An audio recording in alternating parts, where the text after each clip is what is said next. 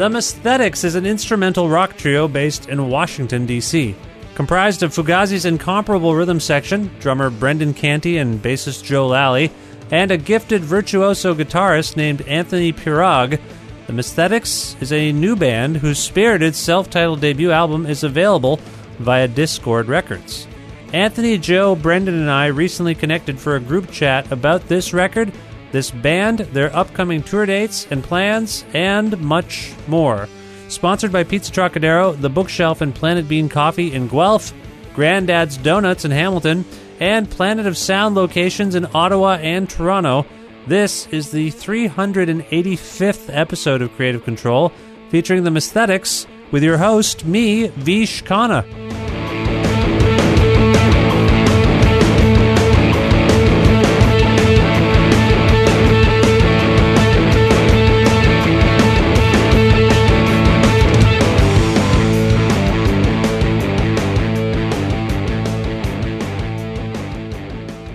Hello, everyone. How are you? Good. Hello, great. Hey, Vish. Great. Hi, how's it going? Everything good over there? Where are you, actually? You're all in D.C., I assume? We're in the practice space down in Adams Morgan in Washington, D.C., where we recorded the record.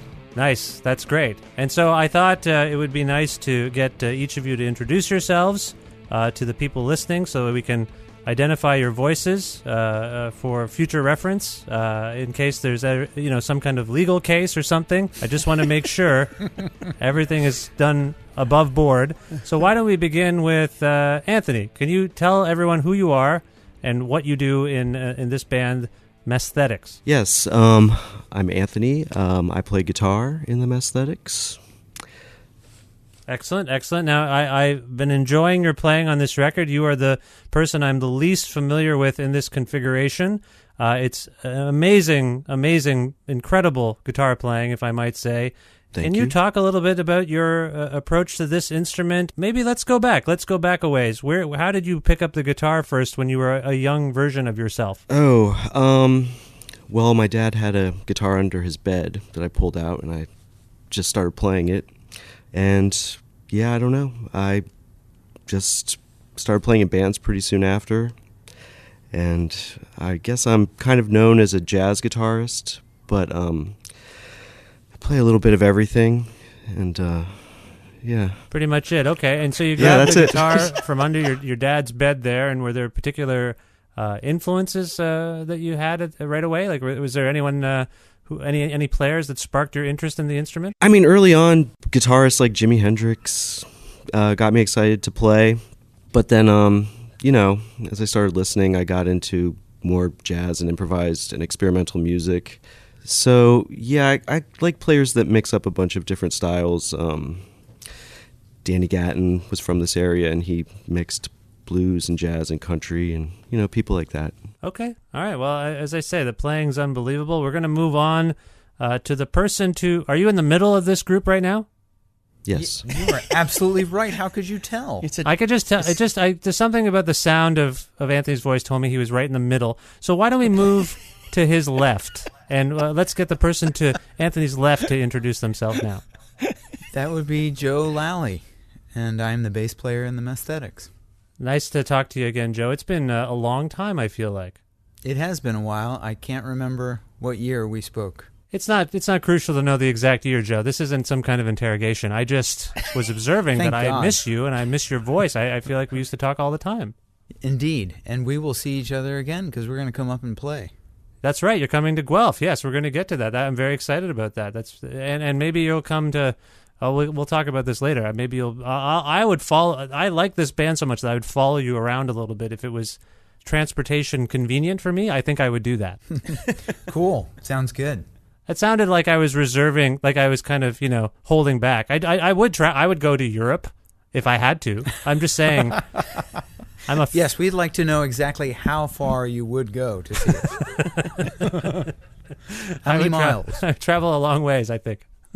Cool. Now, Joe, similar question. Like you and I've interviewed you many times. We've had many conversations, but I actually don't know. Same question I asked for Anthony. I actually don't know how you came to pick up the bass as an instrument. Can you talk about that a little bit? Sure. I didn't start to play bass till I was like 19. And a friend from high school, someone that I knew from high school, we had graduated by then. I think it was 82 or 83. And he had come home from school. We were watching Minor Threat play. And we just talked about, we had seen this Minor Threat show, and I don't know why. We just came out of this particular show, and he's like, we have to start a band. And he said, I'll sing. And so I said, I'll play bass. And at the time, I had a job, and so I had some money where I could buy a bass and some equipment, and that's where we started. I didn't know what the hell I was doing. Huh. And we just started writing songs. That was Peter Kortner, who later sang for Dag Nasty. Wow, that's amazing. Okay, so, and were you, if I recall, you were into were you like into metal and stuff? What were you into at that time? Well, I lived with Wino, who plays in The Obsessed, has played in The Obsessed all these years. He was in Spirit Caravan and The Hidden Hand, and he was the singer for St. Vitus. But that was just, he was a local great guitar player and friend. But I listened to all kinds of music, and really I spent a lot of time when I was young just listening to R&B and funk and soul. And when I was about 10, those were the first bands I saw, like, the Spinners and the OJs, the Isley Brothers, Jackson 5. Wow. And then I got into hard rock. You got to see those bands. That's amazing. Yeah, I was pretty young, so it was like 73 or something. Wow, that's remarkable. And did your parents take you or someone? Yeah, I had some next door neighbors. Like my friend my age lived next door, and he had three older brothers, and they just were cool enough to like take the younger kids to the shows in the afternoon because they were afternoon shows. Rad. So wow, that's amazing. Yeah. That's really great. Wow. Okay. Cool. Well, I can all the things you just described, I can kind of hear informing your playing as a bassist. Is that fair to say? Do you kind of draw Sure. from that those early influences and inspiration in your playing today still? Definitely. Yeah, I think that always stayed with me, and I think it was right there when I went and finally picked up the bass. I think, whether I knew it or not, that was kind of what was behind my playing. Nice. All right. Well, and it's amazing to hear you playing with the person who is beside Anthony. I believe he must be on his right, if I recall correctly. Sir, can you introduce yourself? This is Brendan Canty. I play drums in the Messthetics. Nice to have you back on the show, Brendan. As I was just saying, wondrous to hear you and Joe playing together again. And same question for you, Brendan. Again, we've spoken many times. I don't actually know your origin story. I think of you as a very gifted multi-instrumentalist, not simply and not to disparage. I'm a drummer myself, so this isn't meant to offend anyone who's a drummer. Not simply playing the drums. You play a few different things. Is that correct? I do, yeah. I play piano and guitar, and bass. And when I do my soundtrack stuff, I play all those things. I do a lot of soundtracks for films, and so I play all that stuff on top of drums. Right. But in this band, I'm just playing drums, which is awesome. So it's actually really been fabulous to be playing drums again full time. I'm having a really nice time. So similar question. Thank God Joe came home. How did you come to the drums? How did it? Well, it's like being, somebody had to do it, It's like being a utility player or something like that. I actually was the least likely person to ever play drums because I never thought I had much rhythm or anything else like that. So, but early on, my brother talked me into playing drums because he said everybody plays guitar, and every band needs a drummer. So he kind of talked me into taking it up. My mother used to rent. My father was a musician, but that's not what he did for a living. He was sort of like wished he could have been a musician for a living. So my mother used to rent him instruments. Like we'd show for his birthdays, we'd show up and there'd be a full drum set in the dining room for a month, and then the next time there'd be like a full set of vibes. So there was always cool. Yeah, it's a good gift. Here's a gift idea. She's a good partner. I actually did it for my son recently. I rented him a cello. Unfortunately, he hasn't returned it, but that's just who he is. Anyway, so just like getting to hear drums in a house and realizing that it was something you could do and make a shit ton of noise on. I almost said money. That was funny. That was The opposite of money? Noise? I wonder if noise is the opposite of money. Anyway, so then I just started playing with people, when I was like 13 and 14 years old. We had a drummer in our band. I was singing for a band called Youth Courtesy Patrol. And then it was and then our drummer got a new set of drums, Kenny Murray, and then I bought his drums off of him for $25. And then I started playing his drums, which were really shitty, and had I had to hang the cymbals off the rafters I didn't have any cymbal stands, so I'd hang the cymbals off the rafters in the ceilings, and I'd whack them, and then they'd come back to hit me in the head. But then my dad bought me a drum set for $250. He bought me a 1964 Gretsch kit that I still have to this day. Wow. And I've been playing ever since. So I was just basically just started playing with people because, all my friends were getting into punk bands, and I just really took to it. I love playing drums. Well, it's amazing to hear you play again. You mentioned it's nice to play full time in the drums. I know that at least my understanding is that in Fugazi you would come up with guitar parts and other musical parts. So you're saying that in this particular band you're simply focused on the drums. Is that unusual for you? In other bands, have you contributed across the board in terms of instrumental ideas? Well, in Death Fix, I was singing and playing guitar. That's mostly what I was referring to. Oh, I see. Oh, right. Okay. So, that's the most recent band you were in. Yeah. That was in 2013, right. Yeah. So I was kind of feeling like I really wanted to play drums again after that, because I hated having to sing in a band.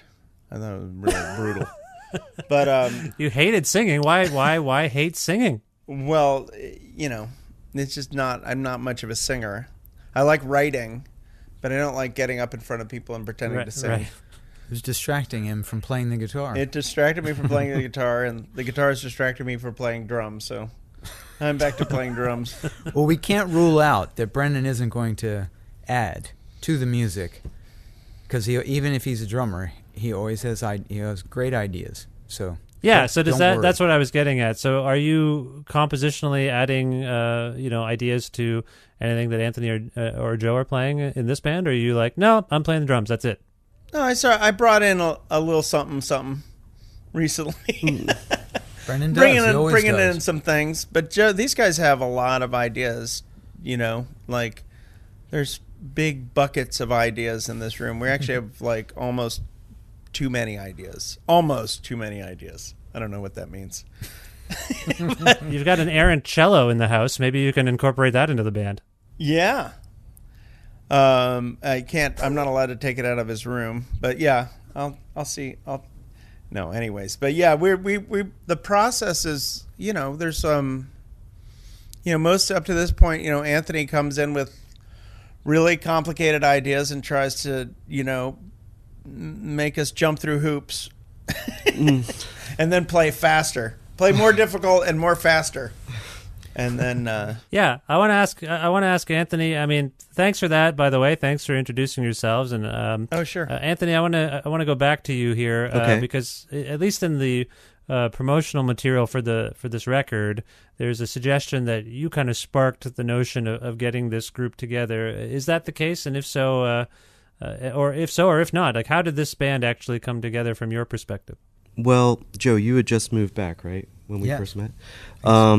Well, Joe moved back to town, and I had met Brendan at a show, and they were going to get together and play some of Joe's music. And Brendan, you asked me to come and play with you guys, right? And we did a trio rehearsal, and it went well. But we didn't meet again after that for a couple of months. I don't remember. Okay, well, then I'll just go with this story. Just make it up. And so I don't know, I just had some ideas I wanted to play, and I thought it would be cool if we got together again because it was really fun and it felt good. So I just asked them if they were interested in working on some of the ideas that I had, and they said yes. So just took it from there. Simple as that. Yeah. Anthony and gets Joe and Anthony gets this like twinkle in his eyes when he like he's like, well, maybe we could try this, and then he says something really complicated, and then we try it, and then we get used to it, and then he comes up with another thing, and it just builds and builds and builds. He's a font, tons of ideas. Right. Anthony, were you had you seen Fugazi? Were you familiar with the dynamic between Joe and Brendan, at least live? Or? I never saw them live, but I knew, I mean, just getting together with them in the room, I mean, and hearing it, and it sounded and sounds incredible. I mean, you guys are so tight together. It really just gives me a complete freedom when I'm playing with you. I feel just so comfortable to do whatever I want, and yeah, I mean, I feel really lucky to be playing with them. Now, Anthony, why? It sounds like Brendan resents how complicated your music is. Why is it so complicated? I don't know. It's just how I operate. And I don't know. Since we rehearse every week, or just about every week, I know that we can work on things that I'm not that good at. So I try to, challenge myself, and I don't know. I guess the trick with this band was to try to make the complicated stuff sound, I don't know, try to hide it, or make it a little bit more accessible. And if something's in an odd meter, try to not make it sound like that, but have it be more of a high energy thing. I don't really know. Well, Joe, you're used to playing things in sort of odd meters, somewhat complicated structures. Do you also feel like Anthony needs to calm down a little bit? No, I think Brendan's just being dramatic, as he is wont to do. I think that, I think Anthony explained it pretty well. I think because Anthony gives lessons. Am I allowed to tell everyone that? Yes. He's not available to sign up for, so just stop it right now. Don't call in. Don't ask him for lessons, because he has enough students. But I think because he does that, I think he reaches that point of what haven't I done, which turns out to be everything, because he's teaching everything. So, he's challenging himself with different things. And then jumping through the hoops, there's a truth to that, and what we do is Brendan and I lower the hoop closer to the ground, and we make it larger and larger, so it's very easy to just step right through it. So that's it's very modest of you two to say that. I think anyone would be. I mean, I marvel at the audacity of a guitar player that thinks I'm going to get Fugazi's rhythm section to play with me. But it sounds like, it's working very well. Joe, I mean, I referenced the fact that you and I had spoken a bunch for a period there. You were putting out records at a steady clip, and then it seems to have stopped. This gathering that Anthony references, was that towards a new music of yours that we might see at some point, or did it turn into a Messthetics song? Well, I think it might end up turning into being used with the Messthetics, because I really had I think I was not so happy with my lyrics. I think 3 albums of lyrics was about enough for me. I mean, I kind of feel like I was repeating myself. I was just way too, and still am, too critical of myself to get, a song of lyrics out of me that I'm happy with. So before I had moved back from Italy, I was always working on music, but I was not playing out live the last 3 years I lived there, really. And I just started putting together music that was instrumental in my mind, and I got people to either come by my apartment and add something, or some people sent me drum tracks, or I was able to record them in a venue down the street that, during the early in the day, we could just go into and record loud guitar. So I just didn't know what that music was. I still don't really understand it, and we're just starting to mess with that. When we got together, it was really an excuse to play something, and then I was singing my stuff, and everything just sounded so different with them playing. Really, it changed my singing, to have to be able to sort of keep up with it or push over it, and which is all fine, and maybe it would be nice or something, but it really made me question, like, why are we doing my solo music, So it just opened up into what it became, and it's great. Well, for what it's worth, first of all, I mean, I thought your solo records were great, and I always appreciated your songwriting, your lyrics. But Brendan, so Joe is saying he didn't feel like writing songs really lyrically. You were saying you didn't feel like singing songs in your band, Deathfix. So we are in this very outspoken time. People are saying lots of things. People are talking about lots of things. It's a good time for people with things to say. To speak out. What is the challenge for you at this point in bringing this sort of zeitgeist feeling into an instrumental band, or do you view it as a challenge? I mean, I know the first song is called Mythomania, which sort of speaks to this age of lying, but Brendan, can you speak to that, this notion of having an instrumental band during a particularly outspoken time? I mean, I'm not really putting it in context of the times, to be honest with you. I mean, I don't think it's like, I think it's a challenge for us to make instrumental music and to present it purely instrumental music to the public. I think is a different thing for us. I don't think it's in any direct response to anything else except for the fact that it's the best, most we sort of stumbled upon a way to function and a way to create that makes us all really, really happy, and it sets out like a pretty far-reaching set of potential problems and musical possibilities that excite us, and the dialogue happens really quickly with the three of us, so that it's not necessarily rooted in proper songwriting, and because there's just three of us and there's no singer, and it can be improvisational, that it can be fluid. And so basically what I think we're all sort of desperate for is to maintain those levels of direct communication and quickness of creativity. And so that's basically where we're at with it right now. It doesn't necessarily have an agenda beyond the fact of being a machine that we're working on. Joe, you in the bands that you have been in, there has been a certain expectation that you guys or Fugazi are standing for something or saying something within your work. Do you want to follow up on what Brendan was saying about that, and maybe my question about, trying to convey, maybe for some reason, like, I mean, Fugazi has amazing instrumentals. Like, I should say that first of all. Some of my favorite instrumentals are by your band there. But does that give you pause at all? Like this notion of playing instrumental music in a time where everyone wants to hear from people like you? Well, I have to say that, having written lyrics, saying what you want to say, I mean, it is hard to express yourself, and to express yourself in a song that you can keep singing from now and, until your death. And it is, what you write, you don't want it to be locked into a specific period of time, because during that time, this and this was going on, and this needed to be said. And then, 5 years later, it's like extremely outdated sounding. So right. The way one writes lyrics, can't be too locked into the moment, to begin with. Just the difficulty of expressing oneself. I mean, language, there's just a lot to deal with and what it is you're saying. So I am listening. I might as well just say that I am listening a lot to Sleaford Mods, and they have a lot of lyrics.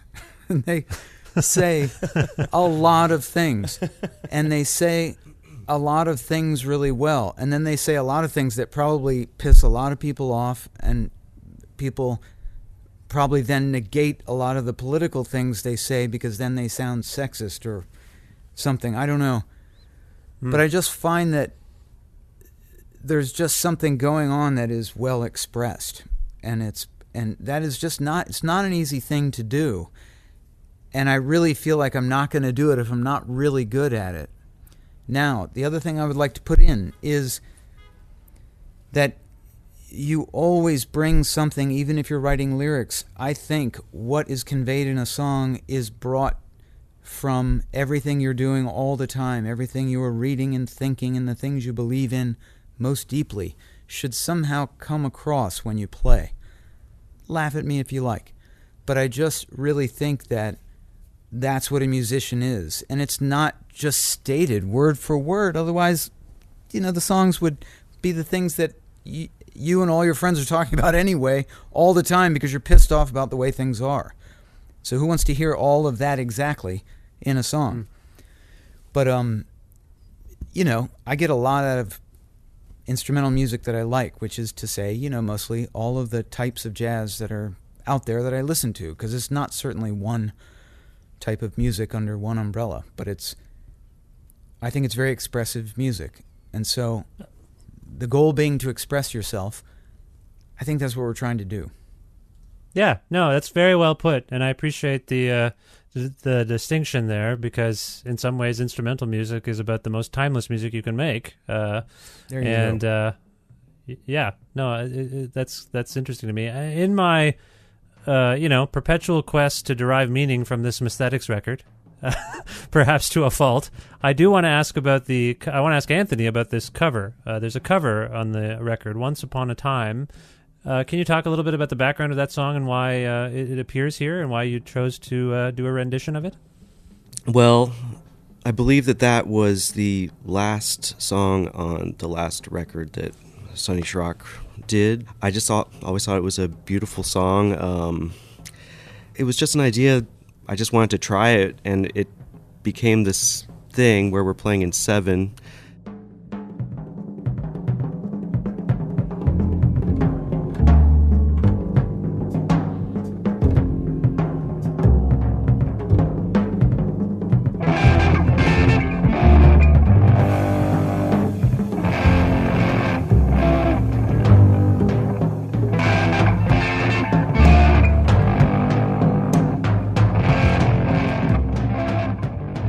Yeah, I don't know. It just seemed like a good idea. I'm a huge Sonny Chirac fan. I kind of wanted to... I was talking to Joe about that record, and you love it too, right? I love that record, Yeah. And I have to say that probably part of the reason we ended up playing it is just... I think I just started to try to play it one day, and I didn't know how to play that song at all, but I just know that album so well that to suddenly turn to the person you're practicing with and they had actually learned and played the entire thing live. Well, that was my first gig as a band leader. I covered that entire record, and so yeah. So it was just exciting to talk about it. Exactly. It was really, really fun to just be able to go oh my God, we can just play that song, and then we were playing it,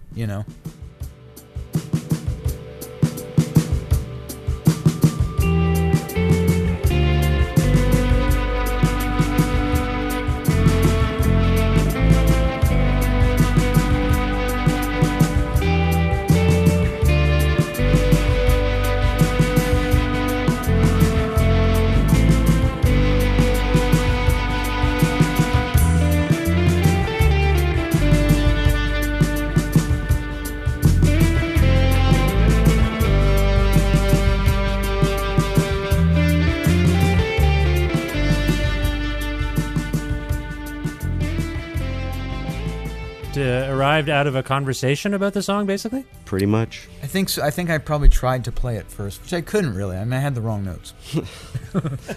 We figured it out. No, it's a brilliant song, and it's a brilliant rendition of the song.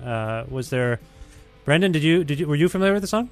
No, I wasn't. That's something that they had bonded on, and then I was, we were just messing around because it was so I couldn't figure out a way to play it in 7s that made it not sound incredibly repetitive, and annoyingly stilted. And that's when I turned my beat into the circular Tony Allen, 8 beat, and then tried to put something circular underneath it so that it would flow over top. And we just all, it's like one of those early experiments that actually it bore fruit pretty quickly. We all really liked the way it sounded. It was hard to do, but it becomes something really hypnotic and beautiful over top of it. And Anthony had a lot of really great ideas for it and approached it with both reverence, but also he was inspired by it,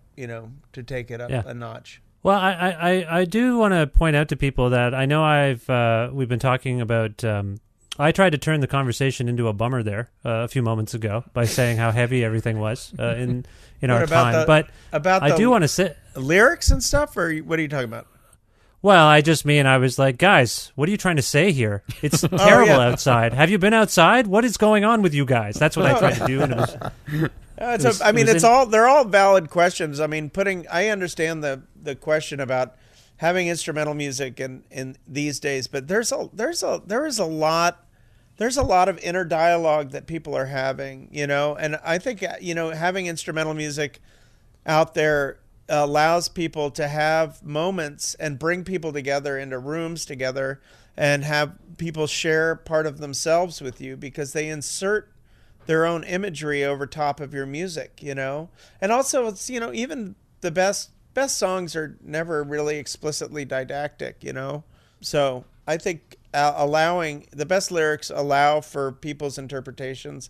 And I think that's exactly what instrumental music does. It allows for people to use the music and own it, I think. Yeah, and what I was going to say is I was going to go in a 180 and suggest that what I hear in the record is a lot of joy and fun between your interplay. Is that fair to say? You guys having a particularly great amount of fun together? We are.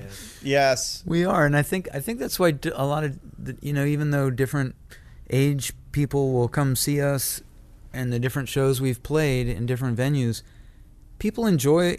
I always am shocked that everyone seems to enjoy it so much, but maybe because we seem to be enjoying ourselves, people like that. I don't know, but yeah, maybe it's because we're having a good time. And there's a high level of communication that's going on stage, or at least an attempt for us to lock into each other, I mean, it's always a little crazy and frenetic and not always completely successful, but there's there's an attempt to actually create and to support each other on stage, even as things become more and more improvised. Yeah, I want to go home in on Joe and Brendan for just a moment because for those who don't know, Fugazi went on indefinite hiatus in 2002, and you two are, in my estimation, and I think a lot of people's estimation, Hall of Fame rhythm section. How significant is it for you, Joe, to be playing with Brendan again after I assume a considerable amount of time of not doing so? Yeah, we figured out when we played our first show last May that we hadn't played together for almost the same amount of time that we had played together in Fugazi. So it was almost exactly 15 years of we never played a live show together. Brendan was busy with just doing soundtrack stuff and raising a family, and then I moved away. So it was kind of amazing to have waited so long. So it couldn't be better. I mean, I played with a lot of different people playing my solo music, and it was just so easy to come to play with Brendan again. It was amazing. Brendan, same question, I suppose.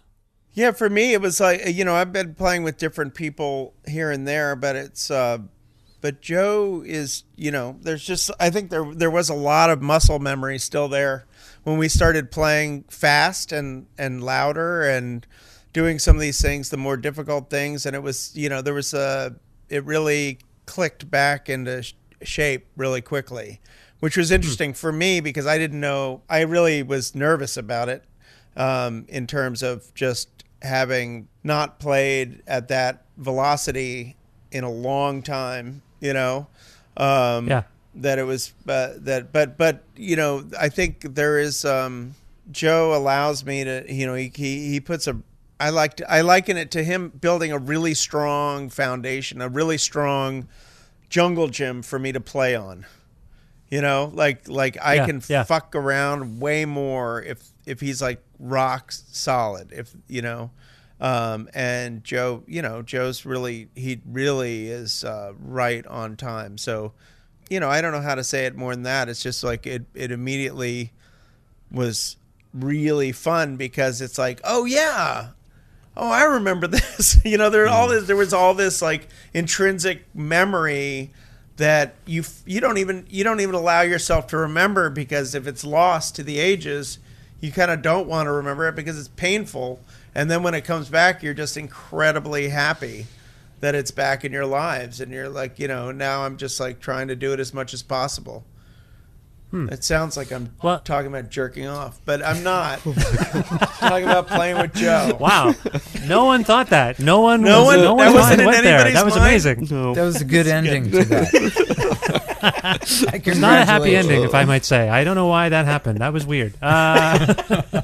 Joe, you alluded to the fact, I think, that it's been roughly around 15 years since you and Brendan might have played a show together, but I'm curious, have you actually ever gotten together just to play? I'd heard from some people stories that, where possible, you and Brendan and Ian and Guy, if the occasion called for it, might get together and jam every once in a while. Is that true?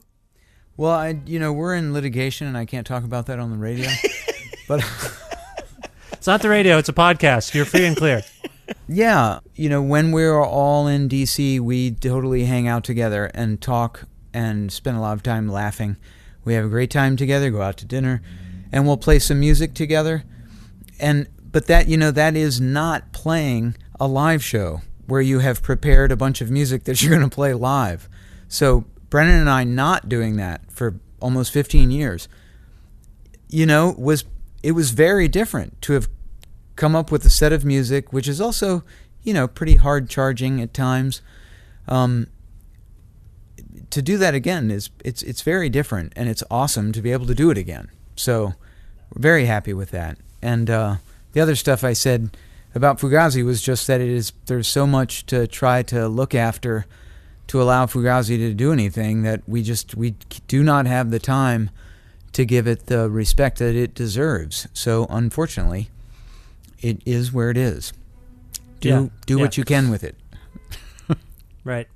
Okay, well, I just want to wrap this up by asking Anthony about the future of the Messthetics. I think Brendan alluded to the fact that he brought, quote, a little something to the proceedings recently, and I just wonder what's in the future for the band at this point. Well, we have some tour dates coming up. We're going to be traveling throughout the year. We're working on new material. We plan on playing for a while, right? Yeah. Yes. So, yeah, I don't know. Everything's looking good. We'll be in Guelph in Right. July. Right. Very excited about that. You're playing the Hillside Festival. Yeah. Be in really Guelph in excited July, about and that. we'll be July in- 15th-ish. And we'll be in Montreal in April? May 18th or so. May 18th we're playing up at the Santa Teresa Festival in Montreal. How do you pronounce Playing it? the Santa Claus Parade? Is that what you said? Santa Claus. We're going to be playing the Santa Claus Parade in May, if anybody shows up. And we're playing, we're just playing around down south, beginning of April, up north towards Chicago, beginning of May, going to Japan May 24th, coming back, and then doing some stuff in July. And then we're kind of taking a break till later in the year, till like November, December, or something like that. And then we'll be back on and doing a lot of stuff over the winter and spring. So full on, though. This seems like a full on thing. We're trying. Yeah, we're going to definitely try to get it out as much as possible. We can fit in a minivan as a band, and it makes it really, really easy. A 3-piece in a minivan, and we can play basically anywhere. And, people want us to come out. So we're going to play until people tell us not to come out. Well, excellent. I'm very excited about this record and this band. And for more information about it, people can go to discord.com, right? Is that the best place to go? Sure. I think so. We're on through Facebook. There's a Messthetics page, and you can reach out to us and like that Messthetics page, and we'll post all the gigs on there. Discord will definitely be posting and sending out emails if you sign up for those emails. Okay. And I think we have the URL, themessthetics.com or themesstheticsband.com, and we'll get that live at some point if we can figure it out. All right. Good luck with that. And is there a single song that we can go out on for people to hear in its entirety? Is there something, I don't know who to ask here. I feel like Brendan's preoccupied by other things based on what he said a second ago. Maybe we should ask Anthony. How about Serpent Tongue? Serpent Tongue. This is the second song on the record. Why did this come to mind? I really like it. I don't know. I'm proud of the take we got. I think it pretty much sums it up. What we're trying to do. Okay, this is Serpent Tongue by the Messthetics from their self-titled record. Brendan, Anthony, Joe, thank you so much for being on this show. Best of luck in the future. Thanks, you. Fish. Thanks, Fish. Take care.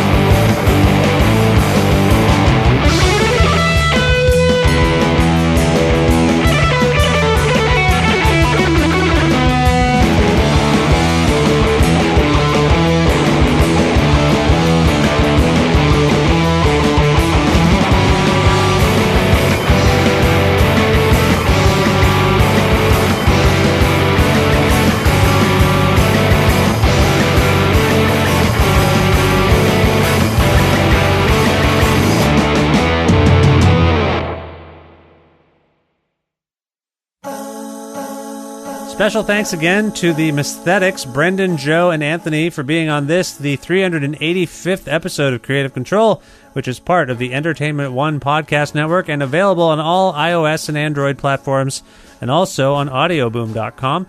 If you can't find an episode or you want to learn more about me or sign up for my regularly scheduled newsletter, please visit my website, vishkhanna.com. That's VISHKHANNA.com. patreon.com. You can like Creative Control on Facebook, follow us on Twitter at Vish Creative with a K, or at Vish Khanna. That's me. Listen to a radio show version of Creative Control on Wednesdays at noon Eastern Standard Time around the world on CFRU.ca or on an actual radio at 93.3 FM if you're in or near Guelph. Also, thanks to everyone who's made a flexible monthly donation to our Patreon page. It means a lot, and we could always use more pledges and donations to sustain this show. It would be very helpful if you could do this. Go to patreon.com/Creative Control, and please make a pledge, and in return, I will send you both my gratitude and potentially even a gift. Just send me a message, and we'll work something out. I'm happy to send you something. I have stuff. I have lots of things that I'd be happy. I can send you one of the things, is the plan. Patreon.com/Creative Control. I'd like to once again thank the people who help support this show with in-kind and other kinds of sponsorships. Those would be Pizza Trocadero, The Bookshelf, and Planet Bean Coffee in Guelph, where I live, Granddad's Donuts in Hamilton, where I go sometimes. I haven't been in a while. I should go. I like donuts. And also Planet of Sound in Toronto and Ottawa for sponsoring this show. You can go there and you can get amazing high-end stereo equipment and records and all sorts of stuff, and they're cool. Planet of Sound just came on to help with the show lately, and I appreciate it very much. So yeah, check out their locations in Toronto and Ottawa. Thanks to you listening right now for doing that, for listening to this show, and if you can, review and rate it positively on whatever your podcast platform is, and also really, if you can, download episodes of the show. That helps a lot. And just continue to spread the word about it. I'm doing my best here from Guelph, and if you can do that, that would be awesome. That's all I have to say. I will talk to you very, very soon. And yeah, check out that Messthetics record. Check out good music. If you have ideas, let me know. Maybe I'll check it out too. That's just the way this works. All right. Goodbye for now.